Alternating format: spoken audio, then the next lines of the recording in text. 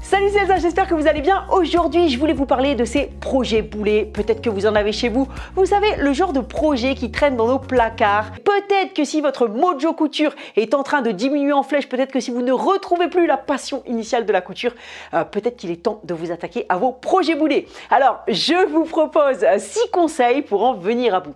Le premier, c'est de lui faire la guerre. Vous prenez un projet boulet et vous vous dites « Je ne te lâcherai pas tant que je ne t'aurai pas terminé ». Vraiment, l'idée, c'est que tant pis, advienne que pourra, peut-être qu'il sera un peu raté, peut-être qu'il sera un peu décevant, mais on va vraiment arriver au bout et c'est comme ça qu'il va sortir de notre tête en fait et qu'on va en tirer des enseignements parce que ça a du bon quand même les projets boulets. C'est des fois on apprend plus avec ce qu'on rate qu'avec ce qu'on réussit. Alors ok, c'est un petit peu dommage, c'est un petit peu décevant, on aurait aimé avoir une belle réussite comme pour nos autres projets couture, mais c'est pas forcément, peut-être que c'est pour un mal pour un bien et peut-être qu'il va vous apprendre une nouvelle technique, quelque chose en couture, des choses sur des tissus aussi, des fois on fait les mauvais choix de tissus, etc. Alors, méthode 1, prendre un projet boulet et se dire qu'on va le terminer jusqu'au bout. Et si on veut être plus radical, on peut regrouper tous ces projets boulets. Moi, je me rappelle, bon, ça fait longtemps maintenant, ça doit faire au moins 10 ans. J'avais des trucs en cours comme ça, par-ci, par-là. Il y avait même des trucs qui traînaient depuis mon adolescence que j'avais pas terminé. Je m'étais dit, je vais leur faire la guerre, je vais tout réunir. J'avais tout attrapé comme ça. Je les avais mis, je les avais rangés, je me rappelle plus comment, mais à chaque fois, j'avais mis toutes les fournitures. Il y avait des trucs, il y avait plusieurs pièces qui n'étaient même pas assemblées. Il y avait des trucs, c'était une finition à la fin. Il y en avait, c'était bon, j'avais vu que le choix du tissu, c'était bof, bof. Mais je me suis dit, je vais tous les terminer. Et j'avais passé une semaine ou deux à finir tout ça. Et je me rappelle que j'en avais tiré des enseignements super intéressants et que ça m'avait reboosté comme jamais. Après, j'étais arrivée à une période comme ça où j'avais eu envie de coudre, mais frénétiquement. J'avais cousu, je crois. J'avais fait un défi à l'époque sur le blog. Je sais pas si vous suiviez ça à l'époque, mais j'avais cousu, je crois, après 18 pièces en un mois, un truc comme ça, 18 vêtements en un mois, ce qui est quand même pas mal. Mon défi, c'était d'en faire 30, j'étais pas arrivée au bout, peut-être même plus de 20, mais je me rappelle qu'après, j'étais surmotivée. Voilà, donc prendre son projet boulet et se dire que vraiment, on le lâchera plus, on va trouver des solutions. Voilà mes projets boulets, donc en fait, il est boulé juste parce qu'il n'est pas terminé. Ça, c'est mon grand défaut maintenant. J'aime trop couper du tissu, prévoir quelque chose et j'en commence plusieurs en même temps et des fois, je ne les finis pas. Donc voilà, on a une robe là, je ne me rappelle même plus laquelle c'est du magazine, mais en tout cas, c'est une robe que je dois coudre depuis un petit moment. Donc là, je vais la prendre et je vais la coudre. Je ne vais pas m'arrêter pour ça, je vais vraiment la faire jusqu'à la terminer. En plus, ça ne doit pas être bien long. Je ne sais pas pourquoi je l'ai laissé traîner comme ça.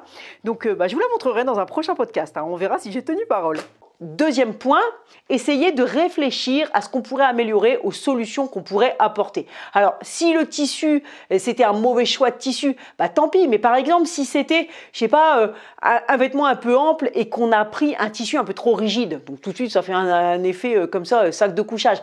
Dans ce cas, peut-être qu'on pourrait retailler un peu le vêtement, faire des pinces, le cintrer pour que le tissu soit plus adapté à la morphologie. Parfois, même avec le tissu, on a quelque chose à faire. Si c'est un point technique qui est raté, est-ce qu'il n'y a pas moyen de découdre? Alors des fois, par exemple, c'est la poche qui est ratée et après on coud au-dessus, etc. Mais des fois, il y a moyen quand même de découdre et d'essayer d'arranger les choses. Est-ce qu'on ne pourrait pas mettre un écusson au-dessus s'il y a vraiment un gros ratage, refaire une certaine partie, masquer un peu, mettre une broderie à la main? Voilà, essayer de trouver des solutions si vraiment il y a eu un gros problème.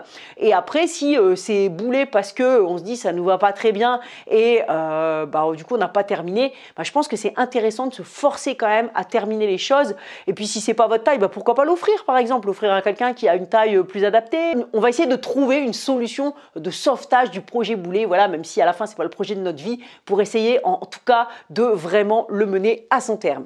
Alors ici, bien sûr, j'ai ressorti tous mes projets boulets pour la vidéo et ici j'ai une chemise, donc c'est pareil, elle est coupée. Tout est bien. Pourquoi je ne l'ai pas cousu? Parce qu'en fait, je l'ai coupé, il me semble, juste après avoir accouché de Lana. Et comme j'allais, la forme de la poitrine change forcément. Et donc, j'avais fait un super FBA, c'est-à-dire Full Bust Adjustment. J'avais mis beaucoup plus de place pour la poitrine. Mais je n'ai plus besoin de ce FBA. Donc, cette chemise, si je la couds, ne m'ira pas.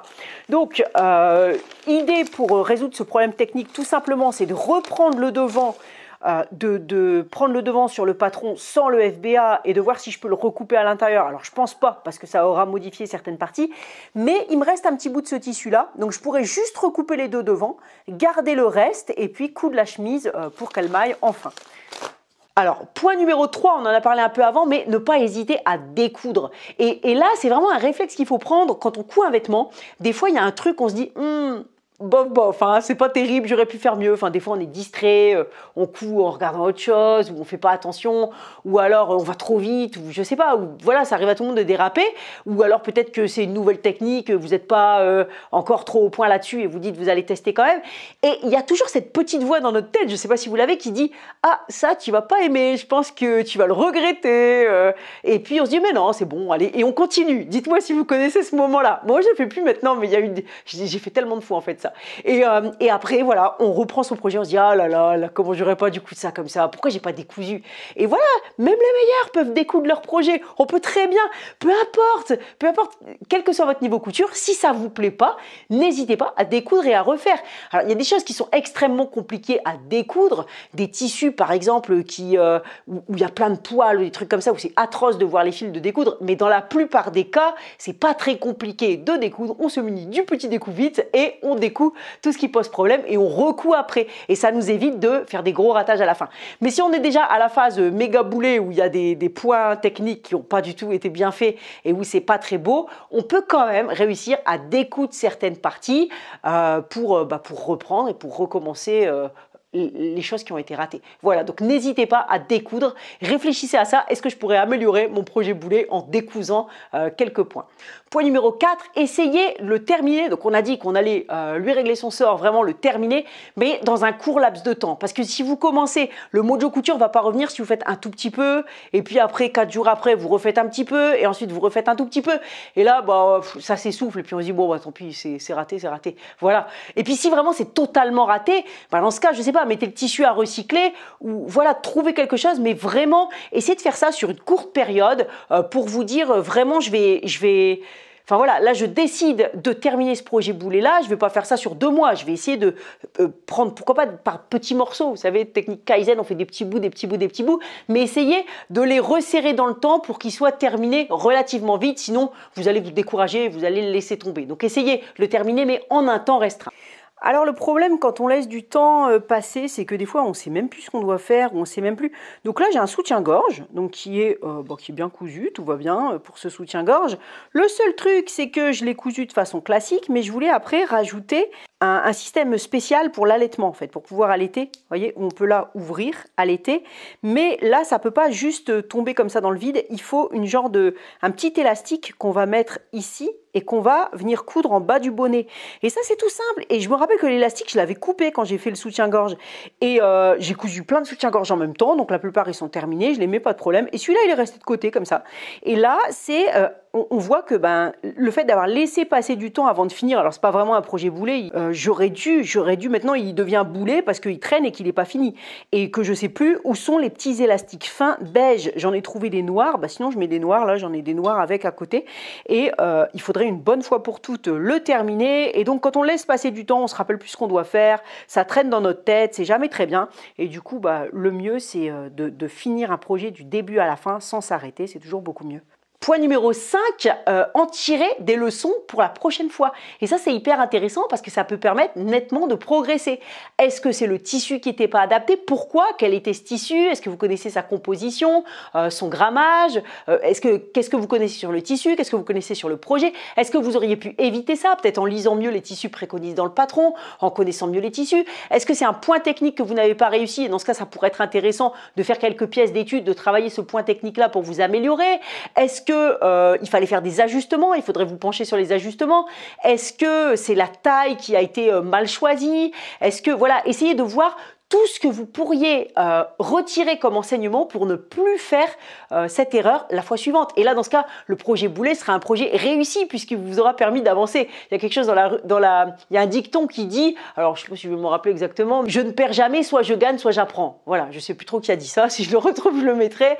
Mais c'est hyper intéressant parce que si on a toujours peur d'échouer, si on a peur des projets boulets, dans ce cas, autant rien coudre, autant coudre juste des lingettes et puis voilà, comme ça, on risquera pas trop de les rater. Mais bah voilà, si on s'aventure dans je sais pas, des nouveaux patrons, des techniques qu'on connaît pas, des nouvelles choses, forcément qu'il y aura des ratés. Tout le monde a des ratés. Je suis sûre que même les plus grands créateurs ont des fois des ratés quand ils essaient des trucs qu'ils maîtrisent pas. Je pense que celui qui dit qu'il maîtrise absolument tout le temps, bah clairement, ça veut dire qu'il n'est pas très avancé parce qu'il a enfin, celui qui pense qu'il maîtrise tout le temps, je vais y arriver, ça veut dire qu'en fait, il n'a pas vu l'immensité des connaissances possibles. Quand on se rend compte de tout ce qu'il existe, de toutes les techniques possibles, de toutes les choses possibles, je pense, quelle que soit la matière, en couture comme ailleurs, eh ben, on se dit bah, que c'est impossible de tout faire parfaitement. Franchement, qui est parfait tout le temps. Voilà, donc il y a toujours quelque chose à apprendre et c'est très intéressant d'oser prendre des risques, d'oser risquer le projet boulet, mais d'en tirer des leçons pour la fois suivante. Alors, un des projets pour lesquels je peux tirer une leçon, c'est, vous voyez ce petit Peppa Pig qui est brodé.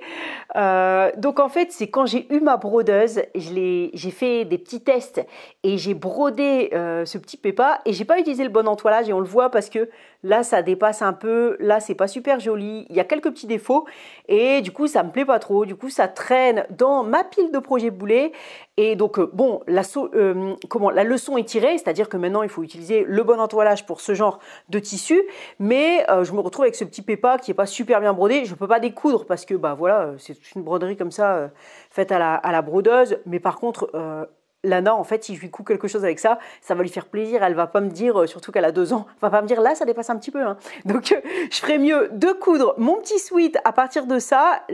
Maintenant que j'en ai tiré des leçons, je peux le coudre et puis comme ça, bah, il sort de ma tête, il sera vraiment terminé. Et puis on arrive au point numéro 6 pour les plus courageux. Pourquoi ne pas retenter une 2e fois l'expérience avec votre projet boulet ou une 3e fois en essayant de le transformer en projet réussi, surtout dans le cas où il y a un point technique qui a été raté. Bah dans ce cas, ce que je vous conseille, c'est de faire juste le point technique avec des chutes de faire des pièces d'études en fait, juste cet endroit où il y a eu le point technique. Je sais pas, par exemple la poche passe-poilée, bah vous en faites plusieurs jusqu'à ce que ce soit bien et après vous recousez votre pantalon avec une poche passe-poilée. Mais des fois, ça peut être un truc tout simple. Au début, en couture, ça peut être, je sais pas, juste coudre droit, juste avoir des marches qui sont bien exactes ou ce genre de choses, mais ne pas hésiter à s'entraîner et si vous en avez le courage, donc d'essayer de refaire le projet. Par exemple, si le tissu n'était pas très adapté, il y a 2-3 points techniques, c'était un peu douteux, etc.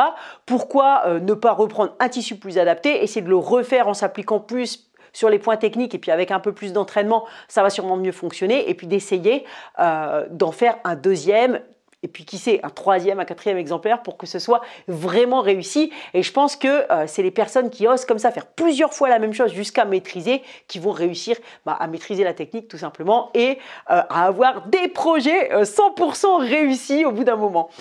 Et avant de se quitter, je vous montre mon méga projet boulet. Pourquoi? Parce que ça va être ultra long. Voilà, j'ai juste fait ça. Donc un tout petit patchwork vraiment tout simple. J'ai de grandes ambitions. Je voulais faire du patchwork plus compliqué, des étoiles. J'ai trouvé des motifs dans des livres que j'aimerais bien faire. Là, j'ai juste coupé des carrés. J'ai sélectionné plein de tissus. Donc en gros, j'ai pris des chutes de jeans dans mes chutes, des chutes de tissus à fleurs où j'ai fait dans les bleus et les rouges. En fait, je voulais que tout soit plus ou moins bleu ou rouge. Et je voulais me coudre une petite veste patchwork. Alors c'est la mode, on en voit un peu passer en ce moment. Le truc, je l'ai commencé il y a plus de 6 mois. Ça fait plus de 6 mois que je veux ma petite veste patchwork. Je crois même que l'été dernier, j'y étais déjà parce que dans la haute couture, il y avait plein de vestes patchwork et je voulais ma veste patchwork. Et franchement, j'ai peut-être vu trop grand. Et là, je me retrouve avec un giga projet boulet parce que ça va mettre hyper longtemps à faire. Et ce que je pourrais faire, c'est faire des petits morceaux de patchwork comme ça, je sais pas, à intervalles réguliers. Si je suis mon conseil, il faut pas que je laisse traîner trop longtemps, sinon ça va jamais être fait. Il faudrait vraiment que je me dise tous les jours, je couds un petit peu là-dessus jusqu'à ce que ce soit terminé. Voilà, ça c'est mon plus gros projet boulet. Donc j'ai pêché par excès d'ambition et par manque de temps. Et donc maintenant je me retrouve avec un truc qui traîne dans ma tête et qui utilise de l'espace en fait de mon mojo couture, mais qui n'est pas du tout fini. Et je vous mets une petite image de la veste, l'inspiration Ralph Lauren, rien que ça que j'avais vu. En fait, je voulais utiliser le même esprit que cette image pour faire une jolie veste patchwork, mais ça va me prendre encore pas mal de temps. Hein. Voilà, j'espère que ça vous a intéressé parce que je pense qu'on en parle pas trop. on parle de réussite, on parle de technique, etc. Et on parle pas trop des ratages, alors qu'il y en a, c'est obligatoire pour les raisons qu'on a évoquées juste avant. Et donc, je me suis dit que ça pourrait être un petit peu intéressant comme ça. J'espère que vous vous attaquerez de front comme ça à vos projets boulets et que ça vous permettra d'avoir plus d'énergie pour des nouveaux projets, plus d'entrain, que ça vous libérera l'esprit. C'est un peu, pour moi, les projets boulets, c'est un peu comme, vous savez, quand on a plein d'onglets sur son ordinateur, au bout d'un moment, la mémoire vive sature. Bah, nous, on est un peu pareil, hein. Si on commence plein de trucs en même temps, au bout d'un moment, on sature, on n'a plus envie d'essayer des nouvelles choses, d'où l'intérêt de terminer et de passer à la suite. N'hésitez pas à mettre un j'aime si vous aimez ce genre de vidéo un peu particulière, comme ça, un peu plus réflexion couture et conseils sur la façon de coudre. Je vous souhaite de coups de plein de jolis projets, je vous embrasse très fort et je vous dis à très vite pour la suite. À bientôt!